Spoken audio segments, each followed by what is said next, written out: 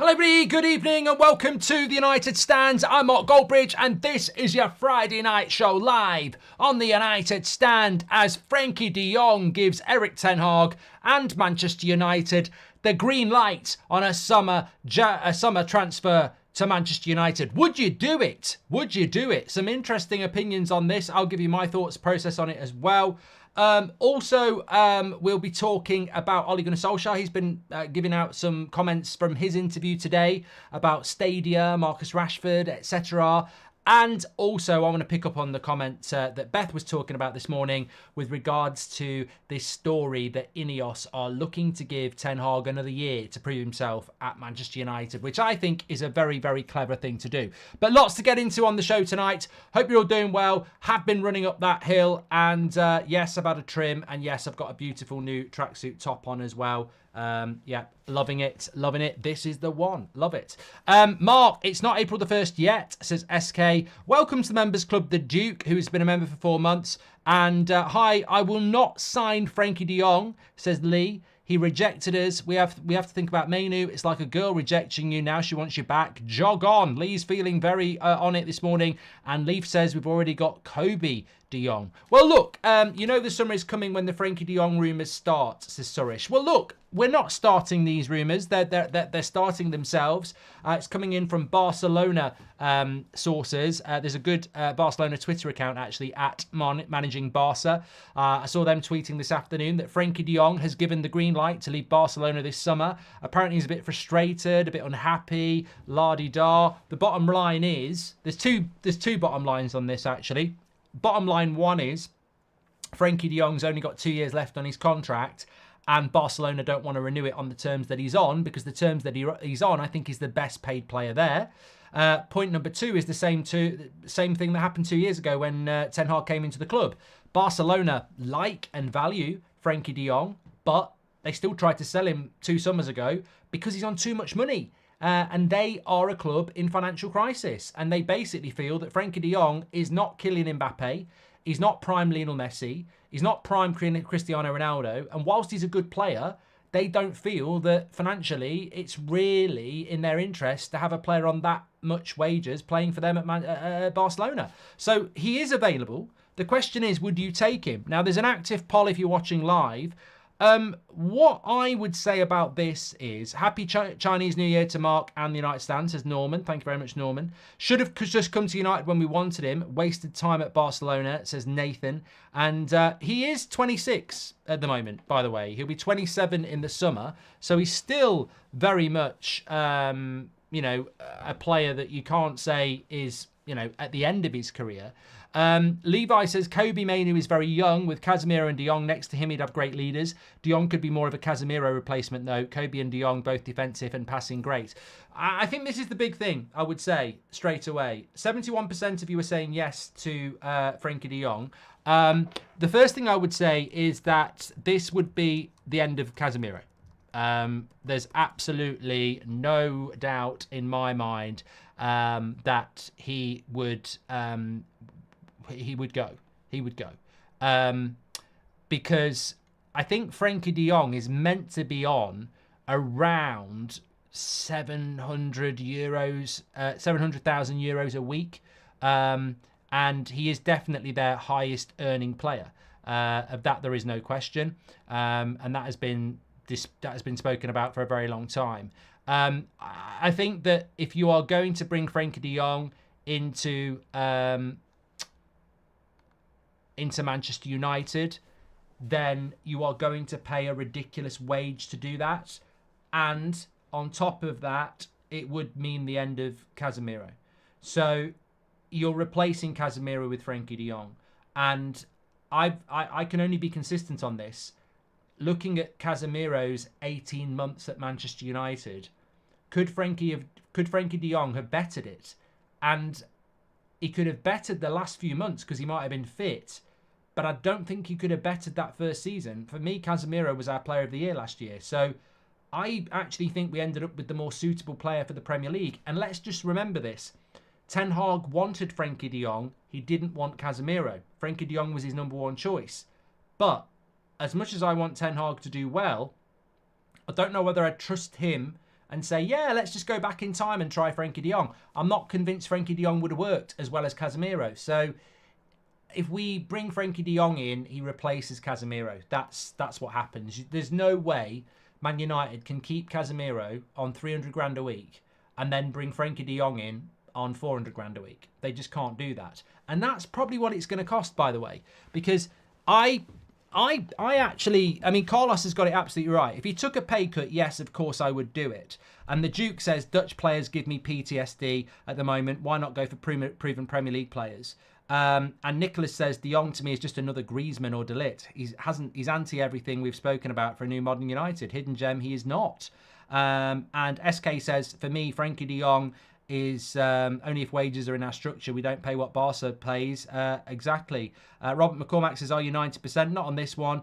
And Frenkie can go to Hollywood, but not via Manchester. That ship sank a year ago after messing us about. Had his chance and missed it, says Ray. And AMG, thank you very much for your super chat there. Thank you very much. But look, I don't think that... it was 2 years ago, by the way. It wasn't last summer. It was the summer before. There's a huge problem for Manchester United in this. There's a huge barrier for Manchester United in this. I personally think Barcelona have been trying to sell him for 2 years. I don't think Frenkie de Jong's wanted to go for 2 years, but I think he's now starting to realise that, you know, maybe he does need to go. Because he's not going to get a contract renewal at Barcelona. He's not going to get one. But the big problem here is we can pontificate about whether we would bring in Frenkie de Jong to Manchester United. But he's got 2 years left on a contract where he's earning 700,000 a week. 2024 is this summer. 2026 is when he's... Why would he go to Manchester United and then United go, we've got a wage structure, we can't pay you any more than 300k? Why would he come to United and take a 50% pay cut when he's got 2 years of 700? I don't... That to me is... The biggest issue here is he's got 2 years left on his contract at a massive, massive salary. And I'll tell you this for free. Maybe John Murta, Richard Arnold and the Glazers did this deal 2 years ago. But today, there's not a cat in hell's chance that Barada, Ineos signed this deal off. So I actually think you can want this to happen. You can not want this to happen. I don't think it gets out off the starting block. I don't think it's logical financially that United go anywhere near this. 27 in the summer, 700k a week in euros. Man United would have to replicate that or cover some sort of stupid money. I don't see it unless Barcelona say take him off our hands. You can have him for 20 million, and then we use the other 30 million on wages for the next couple of years. I don't see it. I don't see it. Unless there's a really good financial package, I don't see United going anywhere near this. And I don't see why Frenkie de Jong would take a massive pay cut. So I don't think it gets out of the gates anyway. On a purely footballing sense, would I rather have Casemiro and Frenkie de Jong? Well, Casemiro is going to be 32, I think, this summer. Frenkie de Jong is going to be 27. There's a 5-year gap there. So, yeah, Frenkie de Jong would be the more viable option on age. But can Frenkie de Jong do the job in the Premier League? Now, I was very impressed with Frenkie de Jong when he played against us last season. He's not really a destroyer, and I think Man United need a holding midfielder who is physically a destroyer because we don't really have anybody else.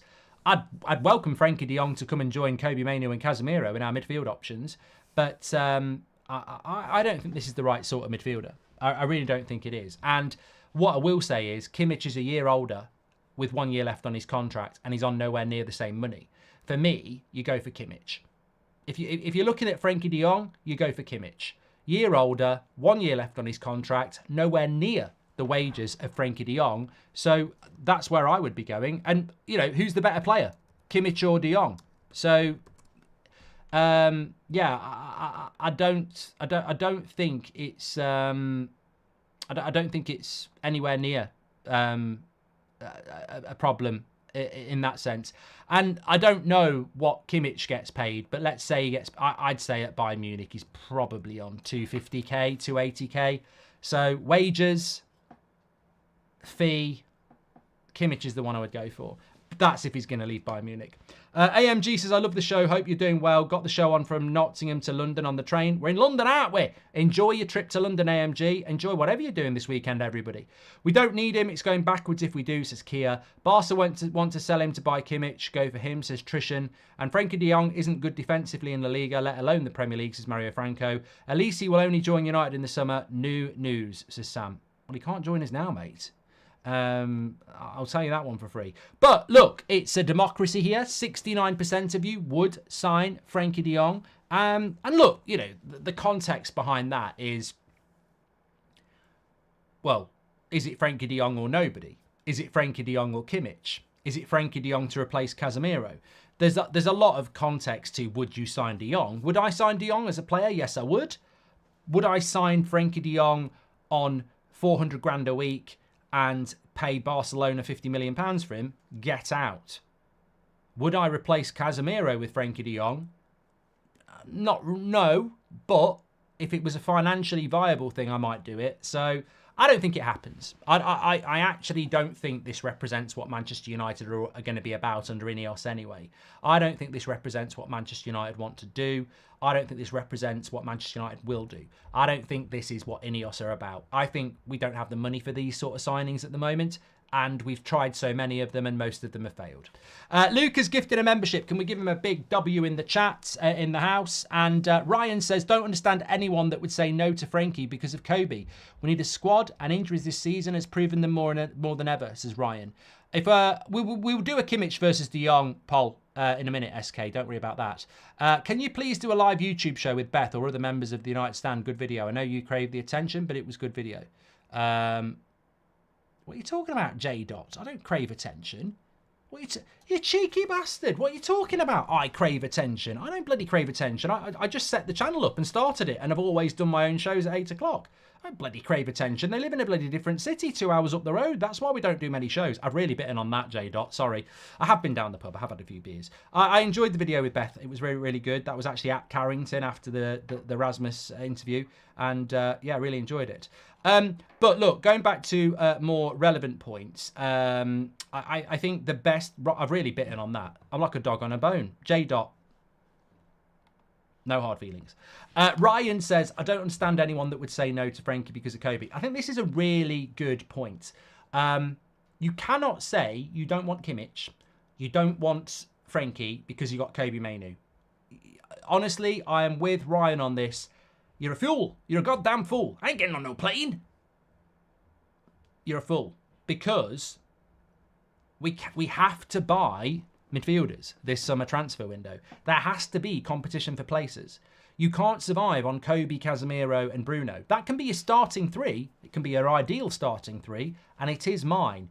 But I tell you what, if I was told that we've got Kobe, Bruno and Casemiro next season, but we're also going to buy Kimmich and Barella, I'd say, yeah, let's go. I wouldn't be thinking, oh, what about Kobe? I wouldn't think that at all. I'd be like, this is brilliant. We need squad depth. We need, you know, especially in the midfield, there will be injury, there will be suspension, there will be loss of form, there will be subs. So we need to get out of that mindset, because that's the biggest problem we've got this season. Everybody's, well, not everybody, but if you're locked in on your best 11, when they get subbed off or injured, you haven't got the quality. You've got to have the quality. I don't think Man City fans sit there going, oh my God, why have we bought Doku when we've got Jack? You know, Jack can sit on the bench. Like Jack should have sat on the fucking door and kicked Rose off. Kimmich is 29, Mark, says Thomas. He's only just turned 29. I think he was actually 29 a couple of days ago, Thomas. Let's swap de Jong for Scooby-Doo, says Amir. Kimmich is 29, says Axel. Yeah, it's only just happened. Ray Cowley says, I'll admit it's a story, but we forget that the director of footballing went in place and the CEO won't sign this off anyways. It's not viable. I completely agree with you, Ray. I've been a member since May 2023 when you was at 750k. You've now doubled it. Keep up the amazing work, says Luke. We've more than doubled it. We've more than doubled it. May 2023, we weren't on 750k. We weren't. We hit 1 million way before that. We didn't hit 1 million. I think we hit 1 million in 2022. Diablo says, I like the jacket. Where did you get it? It's a limited edition. Manchester United, Stone Roses sort of tribute link up. And if you can see the badge close enough, you'll see it says, this is the one. So yeah, you know what attracted to me this to me more than anything. I have got a United tracksuit that's very similar to this, but it's red and white. It was the red, white, and blue that just had me. You know, the collar's a bit funny because if you do it up full, I'm not a big fan of that. I can't bloody get my neck down. Hey, oh, lads, I can't speak. I feel like a giraffe. It's going to take me bloody head off. But you just do it like that. Yeah, Gary Neville wore it because he's been involved in he had it before everybody else, but I got mine very, very quick. I haven't seen anybody else wearing these yet. So Gary Neville was first, I was second. Story of my life. But it is nice. It's very nice. Anyway, back to the show. Frenkie could really boost the midfield, and I strongly feel Mainu and possibly Dan Gore could develop. Zane, I'm Team Dan Gore. I really think he could be the one. Don't forget about Mount as well, says Salah B. Evening, Mark. I'm sick of this De Jong debacle. He said he was not interested in us. He can go and fuck off, says Marcus. He didn't say that. I added it on for content effect. We need to move on from him. Are we not going to deploy a new system where we find Brighton-style, well-scouted players? Or is that just a dream in my head, says Nick P. You know what? I love football. Thank you to everybody who watches That's Football YouTube channel. And thank you to everybody who listens to the podcast. All I'm going to say about the podcast is this is your final warning.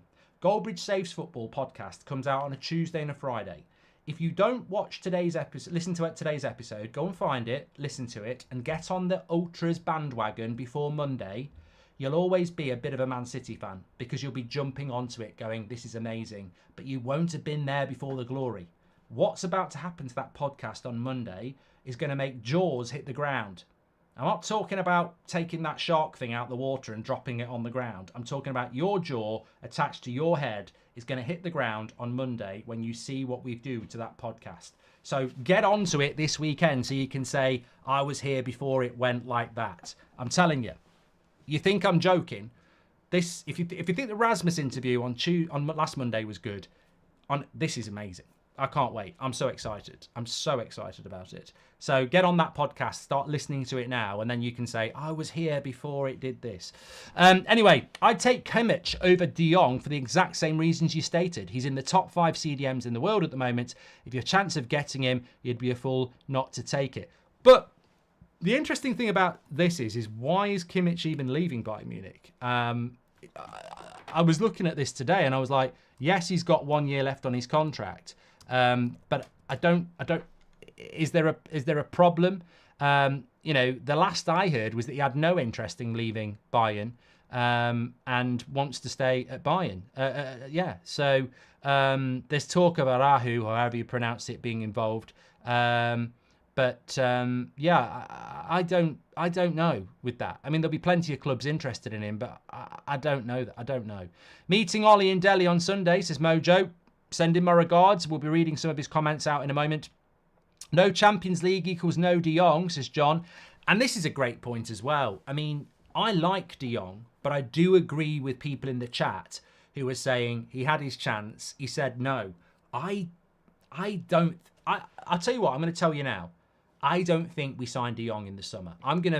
This can be clipped up, but I'll be stunned if we sign De Jong in the summer because Ten Hag doesn't have that power anymore. And he shouldn't have that power. It should be a joint effort with the director of football, the CEO, and the board. And I don't think Ten Hag has the power now to go, I want De Jong, I want De Jong, I want De Jong, keep flying to Barcelona because I want De Jong. I think Ineos and Brailsford, Sir David Brailsford and Barada and the new director of football will say, he doesn't fit the profile, Eric. I know you like him, but, we'd have to kidnap him to come to Man United. He's rejected us once. He'll only come if this Champions League. Does that strike you as the right mentality player we need at this football club? You've got Garnacho, Rasmus and Mainu, who are the future of the club. They're hungry. They're exciting. And you want to bring in a guy that is really only coming to us because Barcelona don't want him anymore, that didn't want to come to us 2 years ago, that wants big wages and will only come if we're in the Champions League. Does that strike you as the sort of player that we should be bringing to Manchester United to take us to the next level? And if you monitor football like I do, Brighton have bought 2 players in the last month that you might not have registered. I can't even remember their names, but I think they've spent 15 to 20 million pounds on each of them. And I'll guarantee you they'll come through and be the next bloody 2 big things, because that's what Brighton do. They bought 2 players in the last month and nobody really knows anything about them. But hipsters do. They're saying these are going to be really good. And you know, that's what clubs like Brighton are doing. De Jong played in the Europa League a few seasons back, says everything Carpi. And Levi says Bruno, De Jong / Kimmich, Mount, Kobe Mainu. Remember not that long ago we had McTominay, Fred, Lingard, Pereira, Mata. How did we survive, says Levi. Would you swap Bruno for De Jong, says Paulson? No. And did you read Ollie's comments about the new stadium, says Ronnie? I did, and we'll all be reading them in a minute because I'm going to talk about that. We've also had a super chat come in from KFJ. He says, mate, if we sign De Jong or Kimmich for big fee and wages, then nothing has changed in the recruitment department. I want cheaper players for depth, says KFJ. I mean, that's a great point. That is a great point. I would say if I had the choice between Kimmich on 300 grand a week or De Jong on 400 grand a week, or some player from France that's 23 or 22 that's going to be the next big thing on 150k a week, I know where I'm going, 150k a week. And I think that's what United will do. 69% of you would sign De Jong. Just for laughs, I'm going to do this quick poll. I want to talk about the Ten Hag story now, but just a quick either or, just to get your teeth into on a Friday night. Kimmich or De Jong? Go play with the poll. Hi Mark, love the channel regarding Frenkie de Jong. I remember thinking when we signed Mount wasn't supposed to be the de Jong alternative. Maybe he has his man already, says Con. And do you think we'll sell Mason Greenwood in the summer, says Luke? I do, but that's only a hunch. Is it a blue stripe for the blue card, says Sean from Ireland? And we're looking to sign players in the last year, but surely we should be looking and thinking, why are teams allowing them to run them down in their last year, says Ray. Yeah, it might not be a good idea. You're right. It might not. John says, a good director of football would have 5 or 6 options that could be the next Frenkie or someone that's just as good. And I think this is a great point. I think this is a great point from John. We should not be looking to buy Bayern Munich or Barcelona's players that they want to get rid of. We should be buying the players that Barcelona want now. That's what we should be doing, because that's how you compete with them. Anyway, I want to talk about Ole Gunnar Solskjaer's comments, and obviously bring your comments in. Thank you everyone who's done some super chats. Thanks everyone who's in the chat. We'll get into a lot of that in a moment. But I know if you watched the morning show this morning, you'll know that Beth was talking about this article. I think it was from Simon Bates or Steve Bates, the journalist, saying that Ineos are looking to give Erik Ten Hag another year to prove what he's all about, because it's been a very difficult year. I don't know the validity of that. I don't know the truth of that, but I think there's a lot of logic to it. And I'd be interested to get your comments on it, because I absolutely do not know the truth around this. I think there's a lot of people pontificating. I've used that word twice. It basically means there's a lot of people predicting, but doing it in an authoritative way, that they know what's going to happen. This will be the week where it gets ratified for Sir Jim. It hasn't. This will be the week when a director of football gets announced. It hasn't. There's a lot of people, you know, with information that they think is really good information, but as we know with information, it can change. I think that I have got no idea whether Ineos are thinking about giving Ten Hag another year to prove himself, but I think it's the most logical thing to do. If I was in charge of that business, I would look at the 18 months of Ten Hag and I would go, the first season was remarkable. He massively overachieved. He took a team that had finished with the worst ever Premier League points total in Manchester United's history. That's 30 years, the worst team in Premier League history for Manchester United. He took it from nowhere to 3rd and 2 cup finals. That's miraculous. I mean, I'm not saying he's turning water into wine, but it is a hell of a turnaround in your first season to take a team from its worst ever result in the Premier League to 2 domestic cup finals and 3rd place in the Premier League. That's incredible. This season's been rubbish. Absolutely rubbish. But is it rubbish enough to ignore that first season? For me, I'd be sat there going, this has been rubbish, but I can't sack this guy because there's reasons it's been rubbish. The injury crisis, the sale, the stuff going on off the pitch, the lack of depth in the squad. It's too much of a what if to sack Ten Hag, because I'd go, he had a really good first season. We've got these young players coming through. He's had a load of stuff to deal with this season, and it has been bad, and he could have done better. But they are mitigating circumstances, and if I sack him, what if he could turn this around and get it back to where it was? I'd be absolutely on giving him another season. Absolutely. And it surprises me that people think that that's not the thing to do. I think absolutely, whether you're Ten Hag in or Ten Hag out, you've got to concede that this season has been absolutely terrible, but there has been a number of reasons for it. And in the last 2 games, when we've had our best team out, we suddenly go and win 2 games against 2 of the better teams in the Premier League. So I think you've got to go and say, yes, we'll give you a summer and we'll give you a season. But if this happens again, you're gone. That's exactly the right thing to do. I can't see. I think if we don't do that and we sack Ten Hag, I've already told you before that I regret us sacking Mourinho because that was player power. But I didn't realise that for a couple of years. At the time, I thought it was the right thing to do. It took me a couple of years of seeing this player power to realise Mourinho should have stayed. But on this one, if they sack him, I'll say it from day one. I think this is a mistake. So yeah, I'll be happy if that's the case. Connor says, "Big up the beans on toast." You know the rules. Love United stand and all you do. I'm with you, but the next Frenkie de Jong, big up sausages, says Connor. Marcus says, "Mark, looking to buy the hairy lemon. If I can get if I get it, can you come over and launch it for me?" Marcus from Dublin, my all-time favourite pub. Marcus, if you buy the hairy lemon, and I mean, you could just be somebody sat in your pants eating a pot noodle here, but if you buy the hairy lemon, get in touch. I'm more than happy to invest. I love that pub, and yeah, but I don't believe you for 1 minute. Milton Davis says, "We are not saying no to Frank because of Kobe, because that midfield would be the best league with both playing together, but it's salary and price. João Neves should have been signed young and cheap." No, he bloody isn't. It cost about 100 million now. Everything Carpi. "We weren't far off wanting a wholesale clear out a month ago. Now we're looking for icing on the cake players to complete our midfield," says Nick P. Yeah, as I said, the De Jong story is very interesting, but you know what? Sometimes 2 + 2 is 4. And sometimes 2 + 2 is magic, isn't it, Ricky? And 2 + 2 here is 4, in the sense that Frenkie de Jong is underappreciated by Barcelona, and he's now, with 2 years left on his contract, starting to think, if I run this down, can I run it down? Ooh, I need a bit of move. And I think we're being used again. That's what I think. That's my honest reflection on it. Ten Hag outers. Spurs is not Man United. Ajax had a style, but Ajax is not Man United. Yeah, we're not going down that road again. Don't worry. Thoughts on Harry Amas playing left back versus Villa with Shaw at centre back? Absolutely no chance, Wayne. What I will say about Harry is there are very, very big similarities with him and Luke Shaw. I don't watch the youth as much as some people do, but I do watch highlights and I do watch 10, 20 minutes here and there where I can. And, very, very good player. And he's almost like a Luke Shaw prototype. And I don't mean Luke Shaw now, but I remember Luke Shaw at Southampton.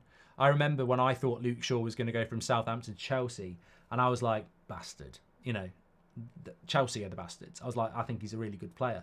I was over the moon when we bought Luke Shaw, and then he had that bad injury. But Harry's got very, very similar vibes to Luke Shaw, which is not unusual because left backs and right backs can be quite similar. But he's got that strength, but he's got that stamina and creativity, and he's strong. So look, he's one to keep an eye on. But I could probably give you 15 names and say any one of those could come through. It's all about how much they want it. And I think a lot of them want it. Do you want it? They want it. Hello, Mark. Have you heard any news on the appointment of Phil Mitchell? No, not Phil Mitchell. Paul Mitchell or Dan Ashworth. We need these guys in ASAP, says Lee. I think that all I can tell you about the director of football is what I've been telling you all week. I'm not going to start saying to you it's going to happen tomorrow. I'm not going to say it's going to happen next week or the week after.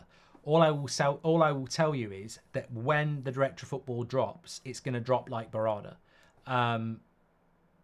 That's the information I've had, is that it will just drop. It'll be a David Ornstein exclusive or a Romano. It'll just drop and everyone will go, oh my God. Because that's what Ineos want to do. They don't want to be like the Glazers, where it's like, we're buying Paul Pogba. Ooh, are we buying Paul Pogba? Yeah, we're buying Paul Pogba. Ooh, we're getting Paul Pogba. And it takes 6-7 weeks. And then by the time they're holding the shirt up, you're bored to tears with it. They want to drop things like boom, boom, boom. And I think that, that's what I'm hearing about the director of football. It will just drop, and it could drop tomorrow. It could drop tomorrow night. It could drop next Saturday night. It could drop next week, but I think it is just going to drop. And the sooner the better. Josh says, Barada is here to work with Ten Hag, the only manager comparable to Pep. And thank you very much for that. And Ray says, Eric Ten Hag needs a structure above him. Will it work? Let's try it and see. Maybe it falls flat and he isn't the guy, but it needs testing. I completely agree. Completely agree. It might not work. It might not work, but give it a go before you discard it. We need to stop buying ex-Ajax rejects, is not now Dave. And hi, Mark. Going to be in London with Real Madrid University. We will meet Arsenal and Spurs executives. I'd love to meet you. Will you be in London, says Tristan? We're in London, aren't we? I mean, if Real Madrid University want to meet me, let's arrange it. I'll probably talk more sense than... I can tell you more about trophies than Spurs can. Big up beans on toast from Connor. Thank you very much for that. Just on that, not now, Dave, I wouldn't really describe De Jong as an Ajax reject. I do think he's a good player. Interesting on the poll, 55% of you would go with Kimmich and 45% of you would go with De Jong. Where would I go? Kimmich. You know why I'd go with Kimmich? Because it's really this simple. I like both players. Kimmich is going to be 2 years older than De Jong, so you could go with age. And I think De Jong is a more rounded player, especially in the attacking sense, and I think he can carry the ball better. But the reason I would go with Kimmich is very, very simple. I don't think we're that low on players that can be creative from the midfield. But where we're really low is with people who can do the defensive side. Well, Kimmich is a former right-back. Kimmich is a defensive midfielder. I know he can do all the passing, etc., but that's the profile of player I think we need. We need a defensive midfielder. I don't think we need a creative. And also, what we do need is someone who can play holding midfield, who can take the ball off the back four and feed the midfield and feed the attack. And Kimmich can do that as well. So it's the profile of the player. You know, you could give me two players and I'd look at them and go, right, he's the more defensive one. That's the one I want. So, yeah. Zane says that sacking Ten Hag is never an option because it only means another 5 to 7 years without a title and disruption of the process and a free pass to all the players. I agree, Zane. I agree. Do you think a backup? Do you think a back four is the way? Says Captain. I think it will be. Yeah, in the modern game. Yeah. John Flavor, thanks for your super chat. And why would we give the opportunity to a brat that literally rejected United twice? Passion is everything at Man United, and he's got none, says Sebastian. Thank you very much. And I can't wait for the Villa game. Come on, United, says Connor. Mate, you know what? In a way, I've got to say, I was very, very pissed off that we went out of the Champions League. And the Champions League's back next week. And I will miss it at the time. I will miss it. But I've got to be honest. There is something to be... I've always been really opposed and concerned about one game a week. I quite like the weekend, midweek thing. You know, your feet don't touch the ground. It's match reaction. It's preview. It's another game. It's a match reaction. It's a preview. But I've got to say, I've actually quite enjoyed, maybe it's because we're winning, but West Ham and preparing for Villa. You think about the games more. You build the games up more. And... this Villa game's massive, so I'm really excited about it. So I've actually quite enjoyed not having midweek games this week, and I think I'll enjoy it next week as well, if we win, of course. I'm going to talk to you about Solskjaer's comments in a minute. 19 months, we need a Park Ji-sung. Oh, I loved how he played and always someone to count on, says Ikshan. Welcome to the Members Club, Sean. Get your badge in, you absolute legend. And Mark, do you think Ten Hag is handsome, says John. I don't look at men like that. Anabav says, why is Pedro Neto not on Man United's wish list? Can play both wings. He's Premier League proven. And any thoughts on Thuram? He's a box-to-box ball carrying number 8. I know who Thuram is. He's at Nice. And Liverpool were looking at him and they didn't go for him. And that's my concern. Why would you go for a player that Liverpool didn't want? And I think Liverpool's recruitment is A-star.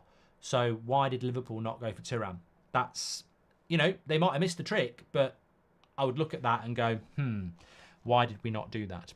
Right, let me bring you in Solskjaer's comments because he has been speaking. I think he's in India, actually, to do a meet and greet sort of show. But he's been doing a bit of an interview, and I think it was actually with Reuters. This is what Ollie's had to say. He was talking about the stadium as well. He said, on Marcus Rashford, it's not my job to discuss his performances, but last season he was fantastic, and it's about consistency in football. I'm sure he had a booster shot last week, and I hope that will stimulate him. Yep, completely agree about that. He said that is it the manager's job to get the best out of him, or is it mostly himself or any player's responsibility to get the best out of yourself? I think that's more more to it. I mean, very. That's a very strong statement from Ollie. And what we don't know about Solskjaer is, because he's such a nice guy, is we don't know what he thinks about those players that got him sacked. And I don't think there's a Man United player that really wanted to get Solskjaer sacked, but they did. Players always sack the manager, whether it's intent or poor performance.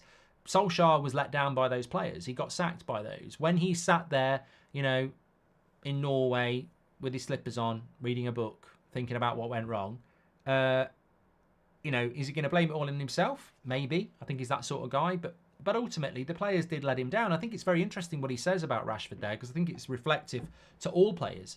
When he says, is it the manager's job to get the best out of Rashford, or is it mostly himself or any player's responsibility to get the best out of yourself? And I think what he's saying there is, look, a manager can only do so much. A manager can say to a player, you're the man, this is what you need to do, go out there and do it. But he can't run in those shoes for him. And that's about recruitment. That's about mentality. You can't. Too many people who don't understand football blame the manager for players underperforming. But you're not in the player's head. You're not in the player's legs. You're not there to make them do it. I mean, it's like running. It's like going for a run, isn't it? Some people will say, I'm going to go on a 5K run. And 2K in, they'll get tired and go, fuck that. Uber, take me home. Some people will go, this is really hard, but I ain't quitting. I'm going to keep going. After 4K, somebody will get calf strain and go, that's it, I'm going to quit. Where's the Uber? And some people will keep going. If I send people to go for a run, and I tell them all about the run and where to go, and you've got to kick through it. You've got to push your way through it. It's going to be hard, but you've got to push your way through it. You're doing it for me and you. I've got no guarantee they're going to run the 5K. I've coached. I've been a manager. You send your team out, you can tell them what to do, but they don't always do it. And I think some people don't understand this. They put it on the manager. Manager's at fault for substitutions, tactics. I agree with all that. But the manager's not really at fault for a player if they don't put it in. We spoke about this last summer. A lot of United players last season, especially after that Liverpool result, needed to look in the mirror. And I think that's just what Ollie's saying. A manager can only do so much. And I've heard lots of players say this. When defending their manager, they've said, look, we've prepared well all week. The manager's done his job. We've just not delivered on the pitch. And you've got 11 different personalities with 11 different thresholds and 11 different mentalities. On Eric Ten Hag, Solskjaer said, I know exactly what he's going through in the good times and the more difficult times. We want to get to the top again, and I hope it's with Eric. That's a lovely comment from Solskjaer, isn't it? Because he's a nice guy. And he said, on building a new stadium, this is the big thing. This is the big one. On building a new stadium, it's going to divide fans for sure. This is what Solskjaer said, because history is important. But we traded the Cliff training ground, which was iconic for Manchester United and the Busby Babes, with Carrington. It looks like we might have to build a new stadium. He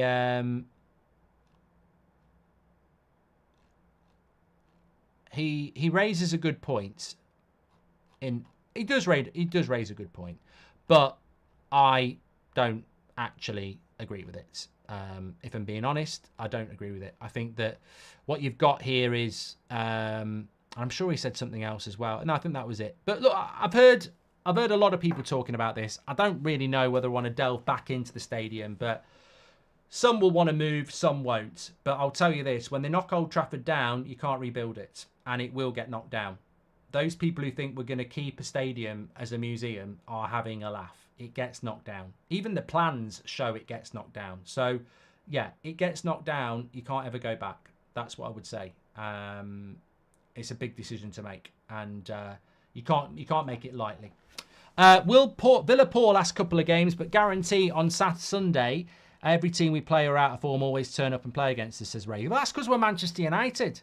We're Manchester United. Austin said he's right, Mark. We need a new stadium, but he's not right, Austin. He's only right on your point of view.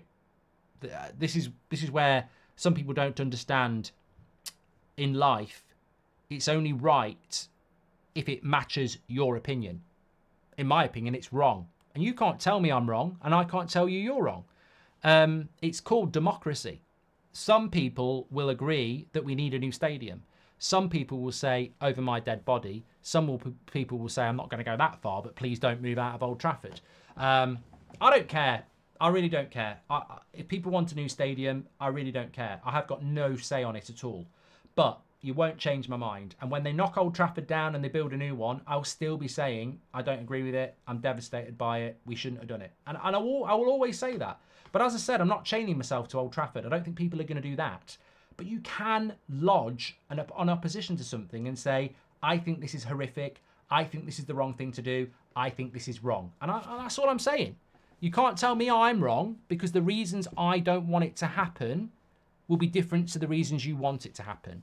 And I'm grown up enough and mature enough to respect and understand why people want a new stadium. And I won't be falling out with them. Plenty of my mates want a new stadium, but they're not going to change my mind on this.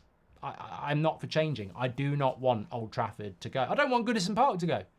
I wouldn't want Liverpool to leave Anfield. And I tell you what, that's going to piss me right off. Liverpool are our biggest rivals. In 10 years' time, we might be playing in a new posh stadium. They'll still be playing at Anfield. That'll piss me right off. The fact that our rivals are still playing at their home of football whilst we're playing in a bloody brand new stadium and we've knocked Old Trafford down, it will piss me right off. But, you know, I'll have to deal with that. I'd do anything to have White Hart Lane back, says Matt Hayes, who's a Tottenham fan. Yeah, look, the shiny new toy is fantastic until it's not shiny anymore. And then you think back to the past and go, what did we do? Arsenal should still be at Highbury. You know, a lot of Arsenal fans feel that. De Jong fiance won't let him come as well, says Sheriff. Although I'm not for taking the manager's right to identify targets, I would take it from Ten Hag, especially if he worked with the player before. You know what, Sheriff? I think you've made a really good point here. I don't think Ten Hag needs to kick and scream if he loses the authority on transfers. I really don't. Really, I just think it's stubbornness and, you know, Billy Big Bollocks mentality. I don't think Eric Ten Hag needs to get his knickers in a twist if he doesn't have the final say on transfers. Because I think he's a coach. You know, if I'm being honest, if there is any critique of Ten Hag's tenure at Manchester United, it's his recruitment. Take that away from him, and most of the things he's done has been really good. You know, his development of players is actually very good. If you give him the right player, I think he will develop them. I don't think he needs to get involved in, I desperately want that player. There is no... Barada spoke about this at Man City as well. They won't buy a player if it doesn't fit what they want. So if Pep and the director of football say, I want to buy Alexis Sanchez, and Man City approach Arsenal, and then they see that Man United are going to make him the best paid player in Premier League history, and Man City go, oh, we're not doing that, we're out. Do you think Pep Guardiola's crying? They'll go and find someone else for him. That's what they do. It's wrong in the modern game to be totally and utterly obsessed by one player. This is the player that I want and nobody else will work. Bollocks. Absolute bollocks. You know, I've seen enough football in my life to know that, you know, you lose a player on an injury and then someone comes in and you go, oh my God, they've took the chance. They've grabbed the nettle. Look at Marcus Rashford. If anyone can remember when Marcus Rashford broke through, if I remember correctly, all our strikers were injured. I can't remember who the strikers were at the time, but Martial would have been one of them. Will Keane was meant to start because Van Gaal, I think it was Van Gaal, wasn't it? Van Gaal preferred Will Keane to Marcus Rashford because no one knew about Marcus Rashford. So Will Keane was going to play. He got injured and Marcus Rashford came through. So there is no one size fits all. No manager can sit there and say, he's the player I want and no other player can do the job. That's not the job of the manager. As a director of football and as a CEO, I'd go, he wants De Jong. Okay. Oh, that's fine. He's not having him. But we know what profile of player he wants. Right, let's go and find one. Let's go and find somebody that's like De Jong, that fits our parameters. And that's the job of the director of football and the CEO. You say no, but you go and find alternatives. And then you give it the manager and you go to the manager. This is who we think can do the De Jong job that fits our budget. Go and show us what it's all about. You're a coach. It's exactly what we need to do. It's not the end of the world to lose control of transfers if you've got the right director of football and the right CEO. Palina signed a 4-year contract extension at Fulham after his move to Bayern failed, but I'd rather sign him over De Jong or Kimmich. He's Premier League proven, says Joseph. I do like Palina, but I think he'd be very expensive. Mark, I love the jacket. Did it pain you paying 90 quid for it with the Glazers still in charge, or have you softened since Ineos? Genuine question, says Jim Jam. It's a great question, and I don't duck questions. It is a great question, and honestly, I saw something that I liked for the club that I love, and I bought it. And I'll be honest, the whole putting money in the Glazers' pocket, I mean, it's a really good point. It's a really good point, and I know people who won't buy anything, and I respect that. But I know people who were madly Glazers out and still bought the kit every summer. It's always a personal choice. If United fan base somehow could have got every United fan not to buy any merchandise, we'd have brought the club to its knees. But that was never done and never possible. It's like emptying Old Trafford. So when you don't buy a shirt or you don't buy a tracksuit top, it's just personal defiance. It won't make any difference. It doesn't make any difference. So you have to make a personal choice, and you have to respect that or disagree with it, whatever you want to do. But it never really entered my head when I bought this, because did I buy it? I got it very quick. Did I buy it? But whether I bought it or not is irrelevant, because, well, it probably is relevant because you'd probably like to know if I got gifted it, wouldn't you? But the point is, let's say I did buy it. What's the problem with it? I wanted the Glazers to go. I wanted a full sale. We didn't get it. On Christmas Eve, Ineos and Sir Jim Radcliffe bought 25% of the club. We are in a new world, and there's nothing I can do about it. There's nothing you can do about it. So why are we not buying merchandise anymore? Because everyone seems very positive about Sir Jim. And quite rightly, give him a chance. I'm going to give him a chance. It wasn't what I wanted, but I'm going to give it a chance. So I don't see the point in not buying clothing anymore, because we're meant to be giving this new era a chance. So is that not what we're doing? I mean, I don't see the Glazers out protests anymore. I don't see people saying don't buy merch anymore, because it's confusing. What are we doing? And I think what we're doing is we're going through a period of uncertainty. I think the next 12 months, people are going to assess what Sir Jim and Ineos do. And that's not to say in 12 months' time, people will go, this is just more of the Glazers. Let's reignite what was going on before. But I think right here, right now, whether you wanted this or not, and I didn't want the Glazers to stay. Forget Sir Jim. I didn't want the Glazers to stay. I didn't want it. But whether you wanted it or not, I said this in November, this isn't what I wanted. But I'm not going to waste my stress and time going on and on about something I didn't want, because there's a chance this could work. I don't know. I don't think it's a very big chance, but there is a chance it could work. And it's like when we buy a player I don't think we should buy, or we appoint a manager I don't think we should appoint. You've got to try and give it a chance, and I think we're going through that period at the moment. You've got to give it a chance.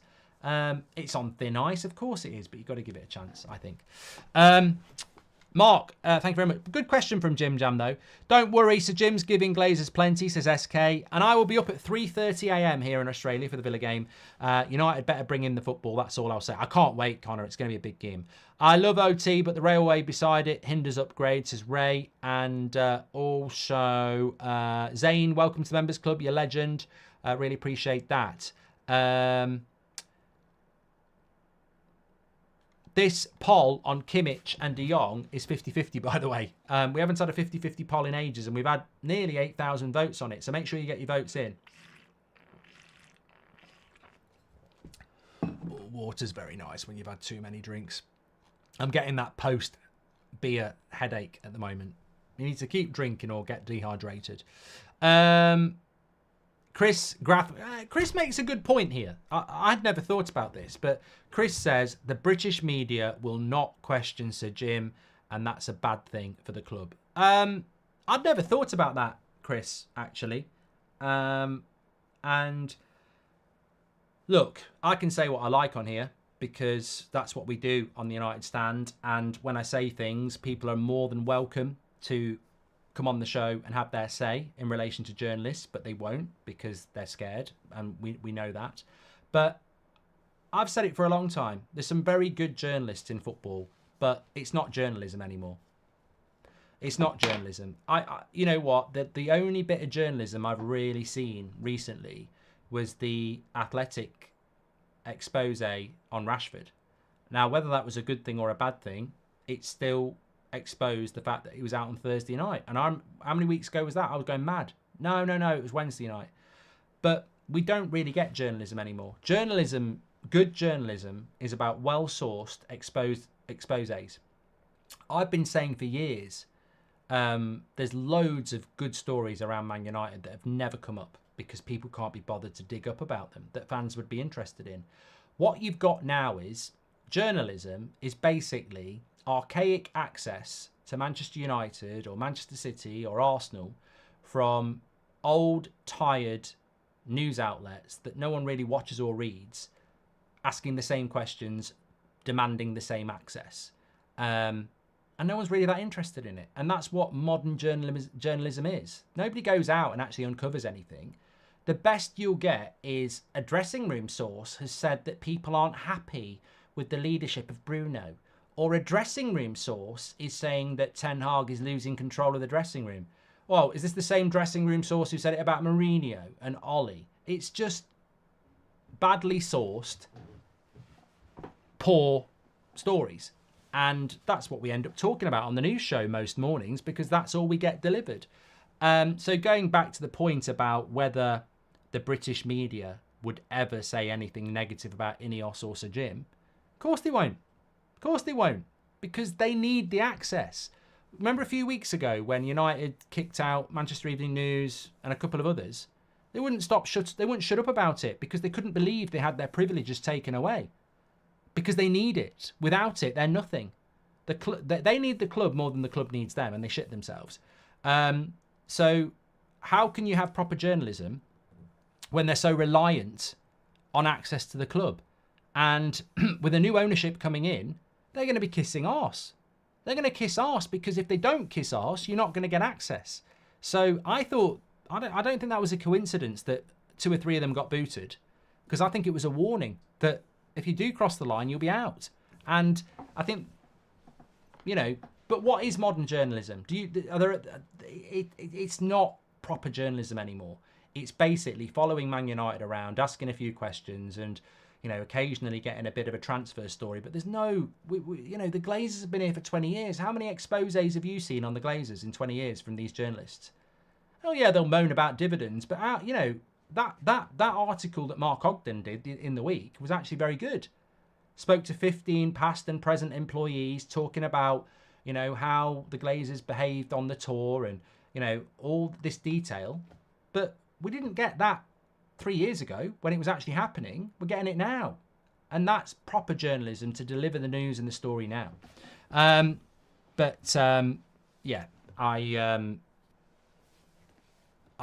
don't think sports journalism is what it was when I was growing up. I just think it's a lot of people doing the same thing for different news outlets that, let's be honest, not a lot of people read. I mean, I saw one the other day. You have to pay for a newsletter from a journalist. You literally pay for a newsletter from a journalist. I mean, fucking hell. What's that all about? I don't get it. I really don't. But why don't you be a journalist, just Chef? I did think about being a journalist when I was about 17, but that's not what it's not really. Well, I suppose there is an aspect of it to what we do. We do get quite a lot of good information and everything, but it's not really the core of what we do. We're a community that talks about the things we care about and has debates. That's not really what journalism is about, is it? Oh, look, I respect journalism. Go to college, get your blue tick. Absolutely fantastic. Super smashing great. But I just wish some of them would do the job that I think they should do. Hi, Mark. Rasmus seems like a nice guy. Did he give you the jacket? Says AP. No, he didn't. And I tell you what he did do. He signed that left boot because he wears Nike. He signed that. Could be worth a... No, it probably won't be, but nice. I don't think... Was it that one or is it the one I've got at the studio? I think it might be the one at the studio, actually. That is the left boot, but I've got 2 pairs of those. And he signed Seb's shirt, as I told you. Jeff Hughes says, "What even is this talking nonsense?" Jeff, it's 9 o'clock on a Friday night.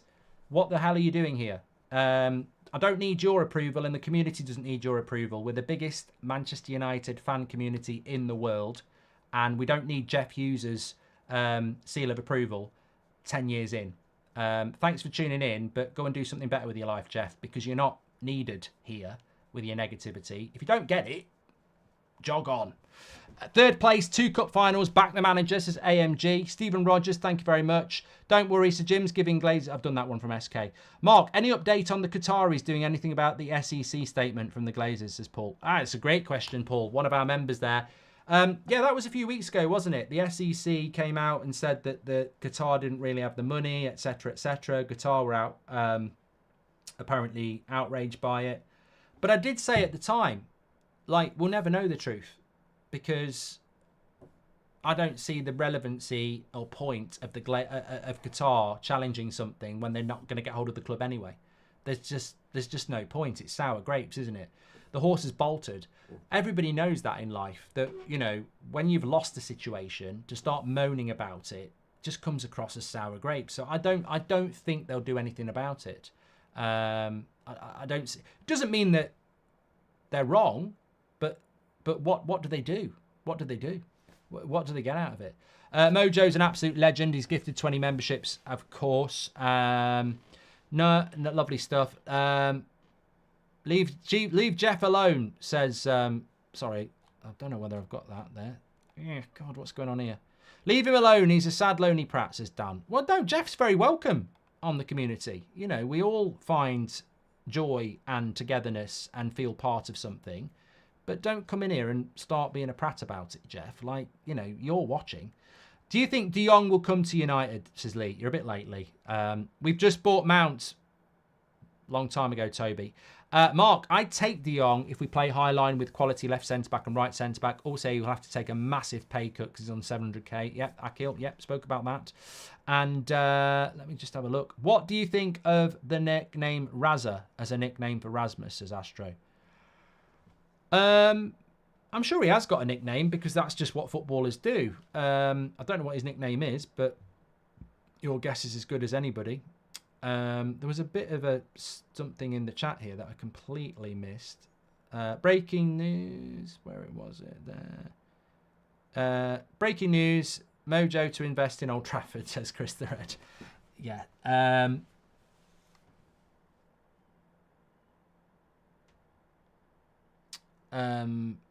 The chat's playing up badly here.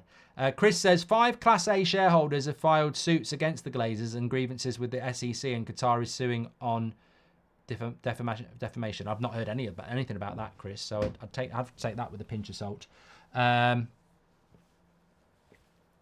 Philip McKenna says, you charge to join and do super chats. What's the difference? Well, super chats are voluntary, mates, and I don't demand them. And the members club is to support and be part of the United Stand and help the channel, which we then use for things like booking events to do live shows, etc. So you don't have to do it; it's voluntary. It's absolutely not the same. I could go onto Patreon on Monday and say the United Stand's not on YouTube anymore. We're going to be on Patreon every morning at 10 o'clock and 8 o'clock, and you pay £10 and you can watch the show. And some of you would do it because it's the only place you'd find us. But I would never do that. It's, never. And we've been offered stuff to do that. I wouldn't do that. I don't believe in that. I don't believe in the athletic model either. I don't believe in charging people for information. I don't believe it. But some people like it. But that wasn't what I was talking about. I was talking about journalism. The question was, the British media will not say anything negative about Ineos or Sir Jim. And I said, well, no, they won't, because they can't, because it's not proper journalism anymore. It's every journalist gets their information from being part of the bubble around the club and, going to press conferences. That's where they get their information from. They're totally reliant on it. They don't do journalistic work to find their own stories. So that was my answer to that. It's got nothing to do with that. Anyway, all the members are from Mojo anyway, says Muzz. Great point. Out of principle, give me Kimmich, also more versatile. Well, to be fair, in the poll, it's now gone Kimmich 49% and De Jong 51%. So it's turned itself around, hasn't it? Which is absolutely incredible.